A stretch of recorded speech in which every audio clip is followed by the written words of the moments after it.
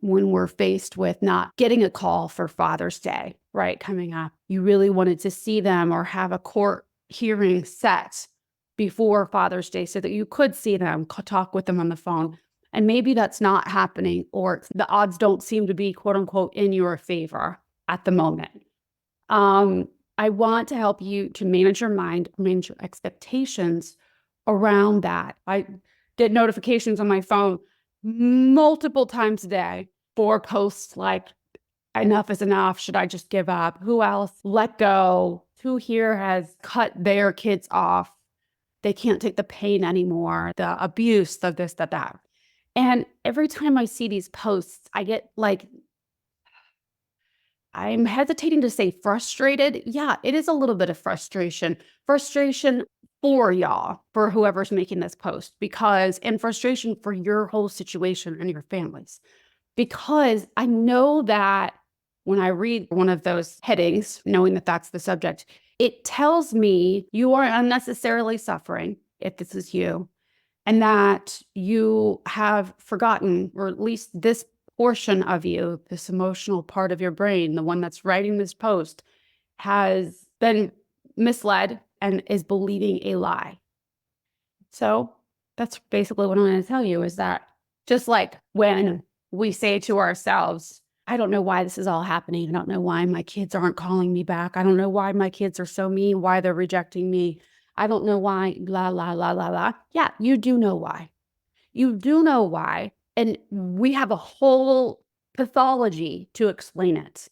There's a term for it. There's a whole slew of information and research to explain to you exactly why this is all happening. The same thing when it comes to you feeling like you just can't take it anymore. You can't take the rejection anymore. It's too hard on you. You shouldn't have to endure this. And I know that I sound like I'm being a jerk or judgmental. That's just the way I feel it for you when I see the notifications for those posts, because it must be taxing to think of it that way, that you just can't take it anymore. It is human to have this function inside of you, right? Trying to protect you from harm, mostly your ego, that is telling you that you shouldn't have to handle this. This rejection is, nobody should deal with this, and you should cut yourself off from them, and they should just live their life separately and you live yours and just get on with it. And it's too painful to continue to live knowing that you haven't gotten closure from them.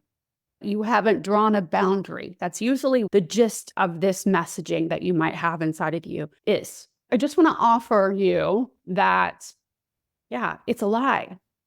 When your children reject you, and I know that you know this, but this is where you have to be diligent with your mind, like your conscious, unconscious thinking. When your children reject you, when they don't call you back, when they tell you fuck off via text, whatever they're doing or not doing, they're not doing it because of you and what you've done.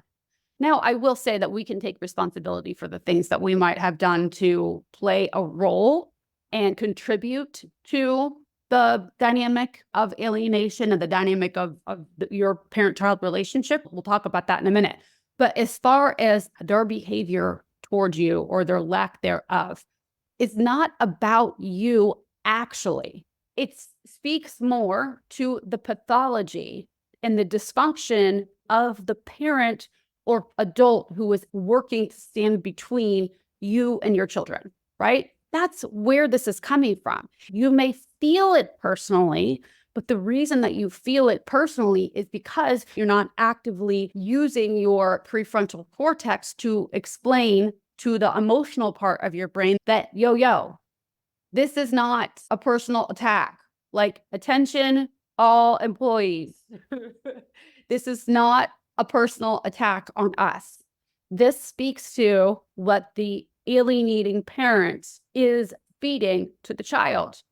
So in all reality, you are not actually enduring anything more than the story that you're attaching to their behavior. If you decide that this is a sickness, it is a pathology, there is a dynamic that is dysfunctional within the family, it is much easier to look at the situation, your children, how they're behaving, with more objectivity and compassion as well, which I know kind of contradict each other, but it's true. You can look at it and say, okay, this isn't about me. And I kind of feel for the situation. You can look at it in almost like a clinical way, even as a personal situation, because it's not about you. It's like when you see an alcoholic behaving or drug addict that's behaving erratically, and that they're under the influence of this drug or this alcohol or whatever it is, right? It's the same thing with the alienating parent. The reason that they're doing what they're doing has everything to do with their own imbalance, right? With their own pathology. And now I'm saying this not as a psychologist, not as a social worker even, okay? I'm saying this as a coach and my own research about all of this. So know that sometimes my terms may be wrong, but you get the idea. What I'm saying is that the only thing that you have to endure is your own story about what's happening outside. That is the only thing. And so if you decide you want to commit yourself to a story that helps you in advocating for your kids and seeing the situation from a more objective point of view, you will have much easier time, quote unquote, enduring their rejection of you, right? Enduring their mistreatment of you. The thing is that as adults, we cannot be abandoned. We cannot be even mistreated if we know something has happened and we are capable of removing ourselves from a situation. Does that make sense? If we have the tools, and we do because we are still from afar, in most cases anyway, like you're not in physical danger and you can take care of yourself emotionally, right? Nobody can come and program you and your brain from afar. You can mentally, emotionally care for yourself. Then nobody can really take advantage of you. Nobody can really continually mistreat you. It's all in the way that you're looking at it and how much power you're giving away. The reason why most parents feel like they need to cut off ties is because they're not recognizing their own power in each and every situation. Maybe you know it on the forefront, like in your reasoning part of your brain, right? In your PFC, oh, well, it's not personal. There's a situation going on. There's a pathology. And they're saying this because they're being programmed. They're being coerced by the alienating parent or person. And so it there, right? But if you don't fully believe it, and if you don't practice believing it, continuing to repeat that to yourself, that sort of mantra, to really know it and respond to the emotional part of your brain each time it wants to scream and jump up and down, then you're going to revert back to the old thinking. And that is why my clients, it's like they can't get off the hamster wheel of thinking, why won't my kids respond to me? I don't understand why they still want to blame me, why they still think that I'm not trustworthy or that they won't take my calls. Why am I still blocked by my children? And every time I have to re-ask them, you tell me why you're still blocked. Not to re-expose them or anything. They're fully capable adults, and that is the point. But instead, for them to practice and explain it to, like, from your PFC, from the conscious part of the brain, explain it to the emotional part of the brain, right? You know why. It's because there's a situation going on emotionally, mentally in the other home, right? You know that they're being coerced. You know that this is a pathology, right? But this back part of your brain starts to jump up and down. And because that's the subconscious part that runs you 95% of the time, then you're constantly going to be coming back to this until you learn how to effectively manage your mind. You're going to feel yourself running on fumes. It's kind of like having willpower. Every day we only have so much brain power, so much willpower. And by the end of the day, when we're tired, when the brain is tired and it's not yet made the new belief the default, then it will revert back to the old way, the more comfortable, known way of thinking. So this is what you have to be aware of when you're in this place where you're at the brink and you want to throw in the towel and forget it. I'm sick of this abuse and they can just whatever. I just need closure. This isn't healthy for me. It's only unhealthy for you if you're believing what they're saying and you're believing that their words and their actions, non-actions, could actually harm you. Because no other human being can actually emotionally harm you if you are aware of what is happening. When you have your own full sense of self and understand that you regulate your emotions and that nobody outside of you can actually regulate them for you, then you have full autonomy and nobody can tire you out emotionally. Okay? I really want to bring this home because it will bring you so much peace in the long run if you do practice this on the reg. And it will also cause you to feel steady, remain steady when showing up for your kids relentlessly without tiring at all. Because you know that it's not about you.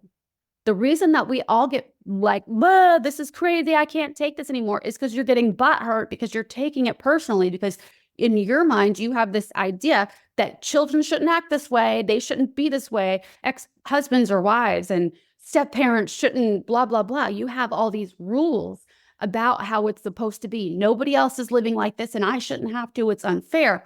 That is what is causing you to peter out. Those stories on top of it.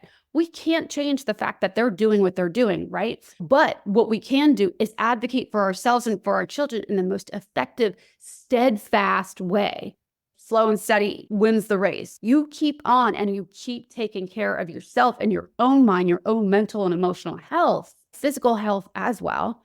I promise you, your consistency will pay off.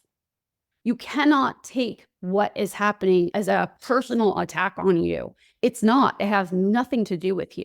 Yes, it affects you. But it's when you give into your extra story on top about what that means, because you can't do this. My child should respect me, blah, blah, blah. If you want to find some peace and you want to not feel at the effect of others, not feel so attacked and violated, that's the kind of story you have to drop. You have to let go of these expectations, unconscious expectations. They're like the ones that you don't even realize that you have. You're in the moment. And then you take those unconscious expectations as facts. Like, no, kids should always respect their parents. I shouldn't have to deal with this. You state it as it's a fact because it's this long time, like, core belief of yours that is not serving you at all. And this is why you want to run for the hills, peter out, give up, find closure to your story. Here's the thing, and here's some tough love. I looked up the word parent. I looked up parenting roles, definition of, all the things. And nowhere does it say that the role of a parent is to receive love from their child. Nowhere does it say that the role of a parent is to feel accepted by their child. Nowhere. Nowhere does it say that a parent's role is to be invited to graduation and to receive calls from children when the parent believes it's necessary. Nowhere does it say that. And I know, I get you. I feel the same way you do. You know, I would love to receive calls, to be invited to graduations, to all of it. But that is not actually the role of a parent. And when you're telling yourself that you need to check out of your role, maybe the circumstances are not in the way that you thought that they would be, but you still are a parent and you can parent from afar. But when you're telling yourself that you need to check out on the role because the child isn't receiving you or isn't behaving in the way, isn't giving you the love that you believe that you deserve, then I think that you're missing the point. And I mean that with all of the love of my heart, but I truly think that you're confused.